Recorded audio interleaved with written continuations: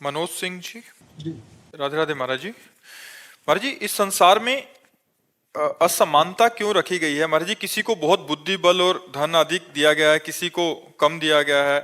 कोई जानवर इतने नहीं, जो भगवान ने दिया है वो समान दिया है। जो आपने कर्म किए हैं उसका फल असमान है। योग्यता, कर्म की योग्यता।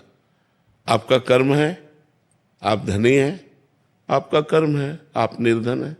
आप पाप कर्म किए हैं, दुखी है, वो पुण्य कर्म किए सुखी है। कर्म का खेल है।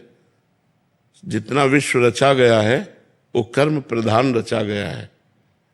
कर्म प्रधान विश्व रचि राखा, और जो जस करे तासि फल चाखा। इसमें भगवान का क्या दोष है? इसमें भगवान की क्या बात है? जो जैसा कर्म कर रहा है वैसा फल मिल रहा है, उसको भोग रहा है। अब कोई बहुत अच्छे कर्म किए हैं, दान पुण्य किया, गरीबों की सेवा की, बीमारों की, तो वो आकर के करोड़ों रुपए लाभ प्राप्त कर रहा है। अब एक है जो दूसरे के साथ बेईमानी किया, चोरी किया, नाना प्रकार के कुकर्म किए, खाने को भी नहीं मिल रहा है। तो कर्म का योग है। जैसे कर्म करोगे वैसा फल देगा भगवान। जैसा तुम कर्म करते हो वैसा है। यहाँ संसार विषमता है कर्म के कारण, क्योंकि सब एक जैसे कर्म थोड़ी कर रहे हैं, सब अलग अलग कर्म कर रहे हैं। तो अलग अलग उनका दंड या पुरस्कार, पुण्य या पाप, सुख या दुख, यही फल प्राप्त हो रहा है। तो इसलिए हमें इसमें कोई खास चिंतन नहीं करना। खास चिंतन करना है कि भजन करके हमको अच्छे बनना है। अब तक जो हुआ हुआ, अब लो निशानी, अब ना नशे। अब तक जो हुआ अब हुआ, अब मैं अच्छा कार्य करके भगवान को प्राप्त करूं, या अच्छा व्यक्तित्व प्राप्त करूं, या अच्छा धनी बनूं। इसके लिए मुझे अच्छा कर्म करना होगा। इसकी स्वतंत्रता है महाराज जी? पूरी स्वतंत्रता है। मतलब अभी जो हम अच्छा करने लग गए तो आगे आपका अच्छा, बिल्कुल अच्छा होगा। अगर आप पाप कर्म करेंगे तो बिल्कुल दुर्गति हो जाएगी। आज भले आप सुख में हैं, कल आपका समय बहुत दुखी आएगा। आज भले दुख में है, कल आपका बहुत अच्छा समय आएगा यदि आप आज से अच्छा शुरू कर दे। तो समझदारी इसी में कि अभी सुधर जाए। अभी सुधर जाए। अब लो निशानी, अब ना नशे हो। आज तक जो किया अब आगे नहीं करूंगा, क्योंकि जो बोएंगे वही तो काटेंगे।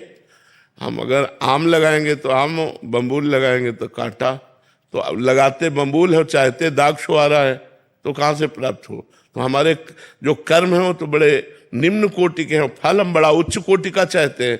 कर्म है दुख देने वाले, फल चाहते हैं। सुख तो कैसे मिल सकता है? कर्म भी वैसा होना चाहिए, तभी हमारी बात बनेगी। अब जैसे आप बहुत मेहनत कर रहे हैं, लेकिन आपका पूर्व प्रारब्ध पाप में है, तो असफलता ही मिलेगी आपको, शोक ही मिलेगा आपको, चिंता ही मिलेगी आपको। तो आपको लगेगा बगल वाला जो है ज्यादा मेहनत नहीं करता और खूब अच्छे सुख है। तो आपका कर्म, जो पीछे का कर्म है, वो आपको आगे नहीं बढ़ने दे रहा, आपको दुर्गति कर रहा है। इसलिए अब आज कर्म संभाल लो तो आगे आपकी उन्नति हो जाएगी। मोहित कुमार जी, सहारनपुर से। जी महाराज जी, इस संसार में सभी को या तो श्रेय मिलता है या दोष मिलता है। तो ये या तो किसी बात का श्रेय मिलता है कि उसकी यश हो गया, या किसी की निंदा हो रही है, तो ये उस इंसान के स्वयं के प्रारब्ध पुरुषार्थ से मिलता है, सेम ही प्रश्न है, या उससे जुड़े लोगों के कर्म से मिलता है? नहीं, जुड़े हुए लोगों के कर्म से भी मिल सकता है। जैसे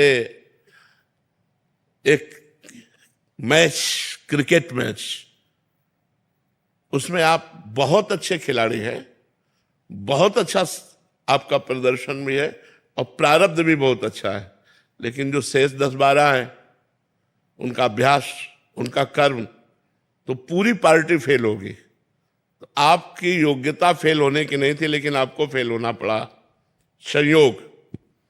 जैसे आप पिता हैं, बहुत अच्छे कर्म किए, लेकिन पूर्व प्रारब्धानुसार आपका पुत्र ऐसा पैदा हुआ कि वो आपको भी गाली खवाएगा।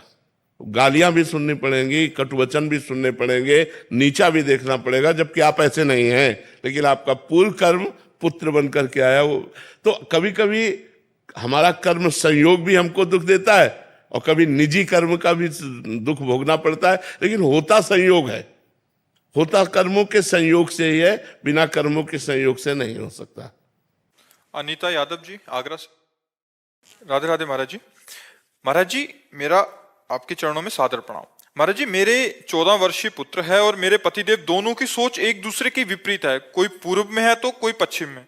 तो मुझे समझ नहीं आता कि मैं किसका साथ दूं, पिता का या पुत्र का, या दोनों के संबंधों को कैसे ठीक करूं। मेरा दोनों के संबंधों को पूर्व कर्मानुसार अगर बिगड़ा हुआ संबंध तो ठीक करना तो बहुत कठिन है, लेकिन दोनों का निर्वाह करना आपको पड़ेगा, क्योंकि एक है पति और दूसरा है पुत्र। पुत्र की तरफ वात्सल्य है और पति हमारा परमेश्वर है, पति हमारा इष्ट है, आराध्य देव के समान है। तो हमें चाहिए कि पति का भी आदर करें और पुत्र को भी दुलार करें।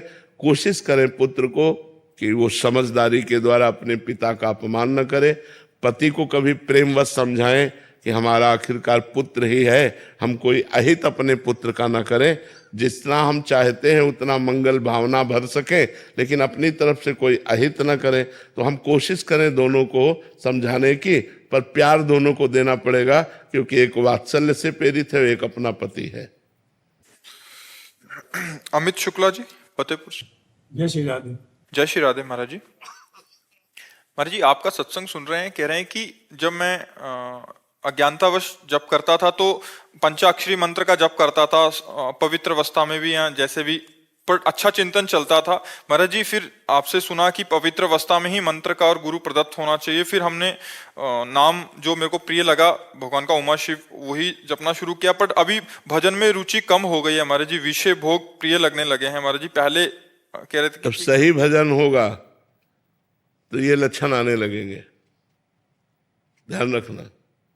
जब आप सही भजन करोगे तब आपकी जो अंदर की कूड़ा करकट है वो निकलना बाहर शुरू हो जाएगा।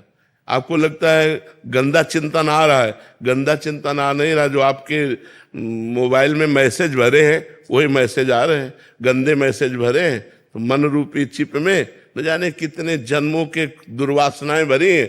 तो जब हमारा सही जप होगा तो वो निकलना शुरू होता है। तब साधक घबरा जाता है कि इतना तो पहले नहीं था, आज जब हम भजन करने लगे तब ऐसा क्यों हो रहा है, क्योंकि वो अंदर की गंदगी निकल रही है। आप खूब नाम जप करते रहिए, वो अंदर की दुर्वासनाएं हट रही। बहुत गंदी गंदी बातें आएंगी, क्योंकि बहुत जन्मों के संस्कार उसमें भरे हुए हैं। हमको तटस्थ रहना है, नाम जप करते रहना, गंदे आचरण नहीं करना, मन के अनुसार चलना नहीं, ना उसके अच्छे बुरे फेंके हुए पर हमारे ऊपर कोई असर होना चाहिए, उदासीन होना चाहिए।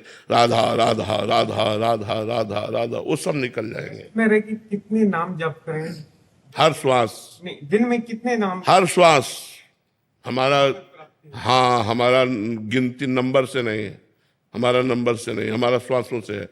मान लो हम अभी तक जप करते रहे, अब छोड़ दिया कि हमारा इतना हो गया संख्या में, और अभी मरे और संसार का चिंतन हुआ, तो फिर भरत जी मरे, हिरण का चिंतन हुआ तो हिरण बनना पड़ा। तो हमको क्या करना? हर श्वास, हाँ, हर श्वास में एक भी श्वास खाली। जैसे मान लो पूरी श्वास आने जाने में हम 2 बार राधा लिया, ले तो 20 बार भी सकते हैं। हॉस्पिटल में कार्यरत हूँ तो मेरे से बीच बीच में पेशेंट आता है, नाम छूट जाता है। हाँ, तो हम राधा बोला और आपसे बात कर रहे हैं, फिर राधा बोला तो पूरी बात राधा में ही मानी जाएगी। समझ रहे हो ना? हम राधा बोला और ऑफिस में घुस गए और 2 घंटे कार्य किया, फिर राधा बोला और सब कर्म समर्पित कर दिया, वो राधा ही है।